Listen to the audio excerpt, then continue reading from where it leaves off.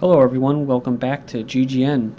In this first video we are talking about basically Syria and how it's escalating, and something I'm seeing that's forming is these partnerships or these new alliances in the Middle East. I don't know if it's all just show.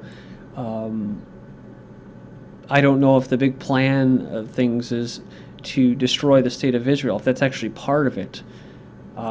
The powers that be created Israel after World War II. They needed people to emigrate there to create their Zionist state, and that's what the whole thing in Germany was about, was to get the Jews to go somewhere else and create their own state, whether they wanted to or not. They get paid and everything. And I'm actually starting to wonder if the whole thing here that's building is they created the state of Israel and now they're going to destroy it. So, I'm not saying if it's a good thing, a great thing, or a bad thing. It just seems like everything goes according to a script, like we were talking about, like a movie in the last video. So you have Egypt now. It's just like Turkey, It's like, Muslim Brotherhood, Turkey, It's kind of like two-faced. They say things about Israel to appease their people, and then at the same time, they're just totally pro-West, right? So Egypt opposes foreign military intervention in Syria. We are against any military intervention on Syrian soil and in any shape or form, said Morsi, an Egyptian capital. And this is followed by Russia. Remember I was saying, a lot of talk and you don't see a lot of action, but it says here, who knows, maybe they are, right? Maybe they're supplying Syria with some intelligence, and because they have good satellite intelligence. Russia not to end military presence in Syria, says army chief. So it says here that on Tuesday he rejected the reports that Moscow was in the process of evacuating its naval base in Syria and pulling out its high-ranking military personnel. Well, he basically responded by saying, why are you so worried about Syria? All the plans that we have in place are working and no one is running away from there. And they do have a base in Tartus, or whatever it's called, and they do have these Spetsnaz soldiers here, special forces. I wish Putin would just send in the Spetsnaz and crush these filthy rebels once and for all. Moving on here, we have this. Syrian crisis is a proxy war against Russia. And I never thought about this. I thought about Syria being a proxy war against Iran.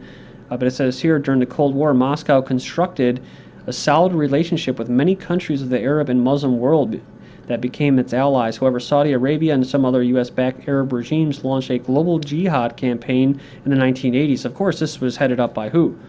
By Zbigniew Brzezinski, right? Against the Soviet Union, which had sent troops to Afghanistan to prevent the fall of the communist regime to the Islamist insurgents. At the same time, they conducted a strong propaganda campaign to persuade Muslims that the Russians were actually an enemy of Islam.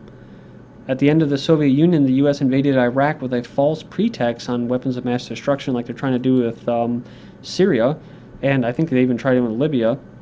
It says the non-existent weapons of mass destruction. It says here, the Iraq war meant for Russia the loss of another ally and further reduction of its influence in the Arab and Muslim world. But since then, Russia has worked to reverse this trend, launched a diplomatic offensive in the Arab world in the end of the 2000s.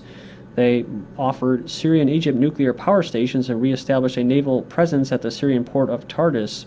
It also started relations with Hamas, the Palestinian Islamist movement ruling the Gaza Strip. They also began to cooperate in different fields of energy, defense, trade, and so on with Egypt, Turkey, Syria, Iraq, and Iran. This alarmed the U.S. and Saudi Arabia, which understood that if Russia expanded its relations with all these countries, the Middle East would acquire a totally different appearance. So here we go. This is why they sought to further reduce the Russian presence in the region by toppling two regimes that had traditionally been allies and trading partners of Russia, Libya and Syria. Now this is important because I'm going to get into this towards the later part of this video. The jihadist war in Syria and the north of Caucasus. It says here, apart from their role in the Middle East, Russia fears that the victory of Saudi and Qatari-sponsored jihadist groups in Syria could also have a negative impact on the situation in Russia's North Caucasus, where the Wahhabi insurgency is widespread, especially in regions of Chechnya and I think it's Dagestan. I've been covering this recently with these attacks in that area. It says actually the insurgency in the north of the Caucasus has been funded by Saudi private organizations and individuals. At the same time, Russia sees Iran and Syria as two bulwarks to spread the extremists of Wahhabism into Russia's North Caucasus. And finishing up, it's noteworthy to point out that Syria has an important Chechen community with links to the North Caucasus, but this community has never given problems to Moscow. However, this could change if rebels topple Assad's government. This could then become a haven for anti-Russian activities and a source of funding and support for terrorism in the Russian territory. So we are talking about Afghanistan and why the U.S. and the West went in there. It had to do with Russia and using their Muslim extremists that they created there. It says U.S. envisions long stay in Afghanistan through a pact, so they don't have any plan to actually leave there, which I think most of us are aware of. But that's probably why they went there.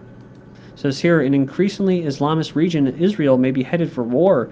So Israeli Defense Force intelligence chief warns that they have been dealing with a series of crises, regional and internal, that increases the volatility of all players. In the coming year, the state of Israel will come up against an unstable, increasingly Islamist region that has been dealing with a series of crises, engineered by the West, of course, says that increases the volatility of all of the players that could lead, without prior warning, to conflagrations. And the Muppets TV character urges Israelis to prepare for strike on Iran. It's interesting. Remember the Muppets owner in that? They were actually the first ones that carried out that ban against Chick-fil-A. And then I remember I tied it with Jason Alexander, and who knows if the whole thing was just a Zionist propaganda tool. Because after they came out with it, that protest against Chick-fil-A, everybody just followed suit.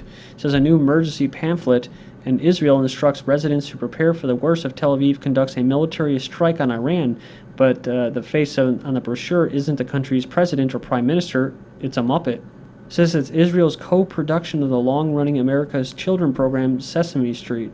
The booklet issued by Israeli military instructs the Israelis how to react if their nation's government launches a war against Iran. They say that once air raid sirens sound, residents of the Jewish state would have between 30 seconds and 3 minutes to find cover before rockets hit the area. Something I found interesting was this. It says here they propose separate shelters for Africans in Israel.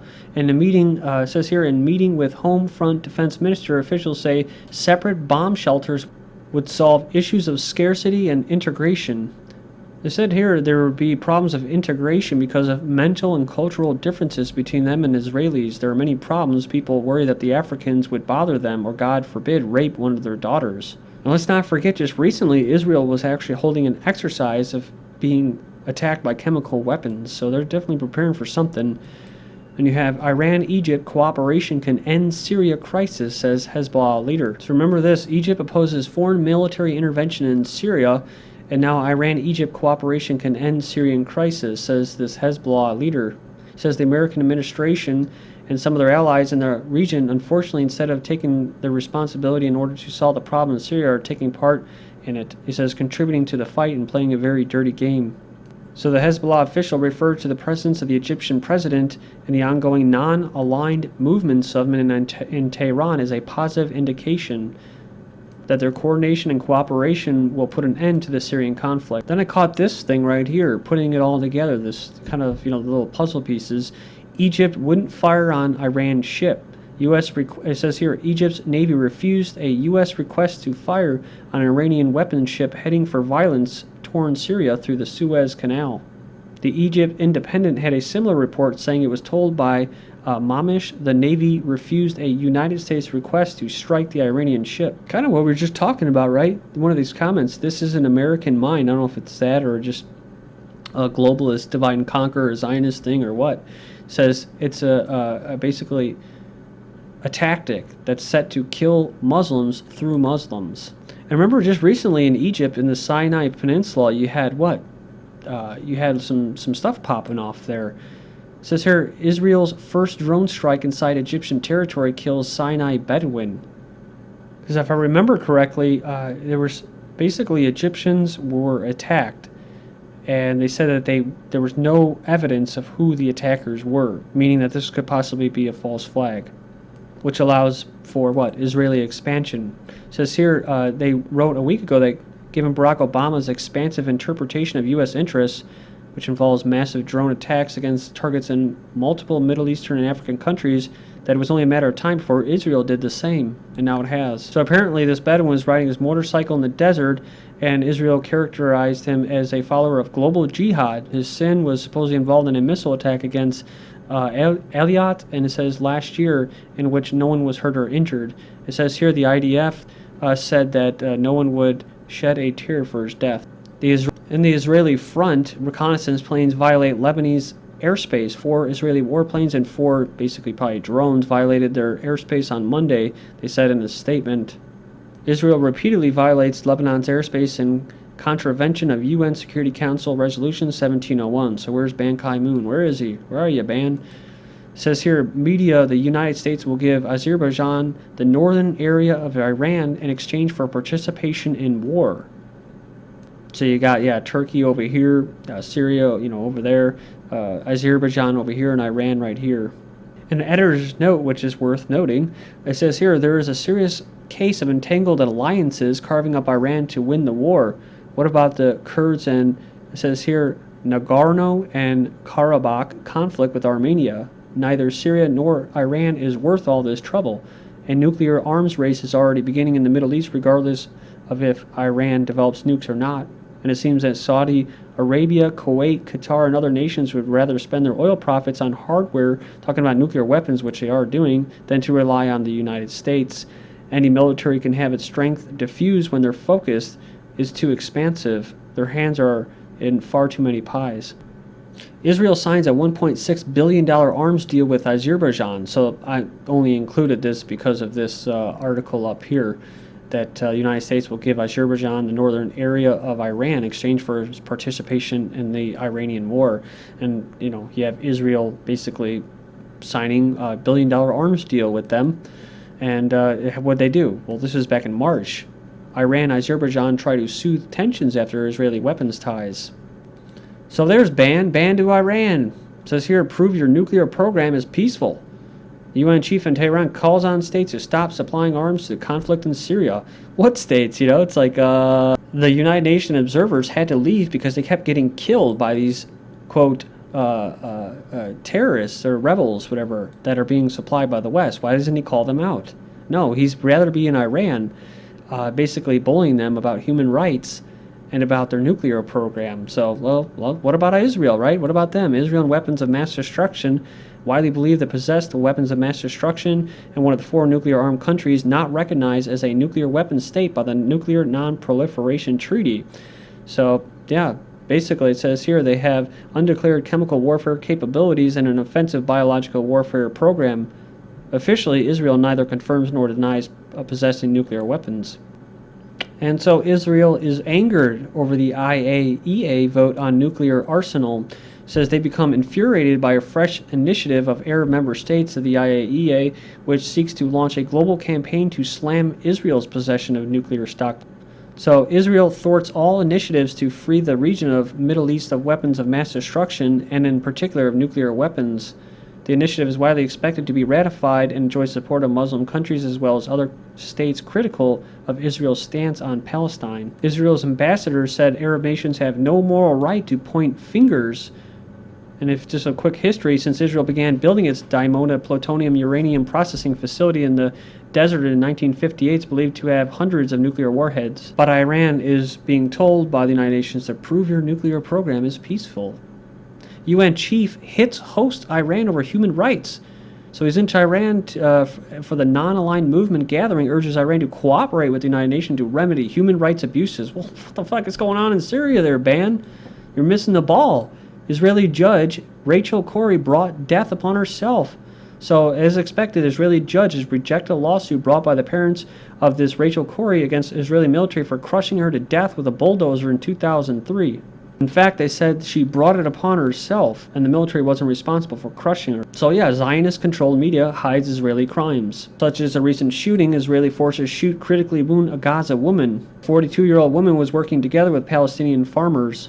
And more news from the 28th, West Bank cars torch in suspected hate crime. Vandals believed to be Jewish extremists set light to 3 cars in the village on the West Bank. Human rights. Israel indicts Jewish teenagers over attack on Arab. 9 Jewish teenagers indicted on Tuesday over a ferocious assault that nearly killed a young Arab in Jerusalem, an alleged hate crime. And we'll have to roll this into a third video, but talking about, you know, Two-Face or what's really going on here. It says here, Turkey accuses Israel of exploiting Syrian civil war to advance settlements, Israeli expansion, which they are doing. This is GGN. Join me in part 3. Thanks.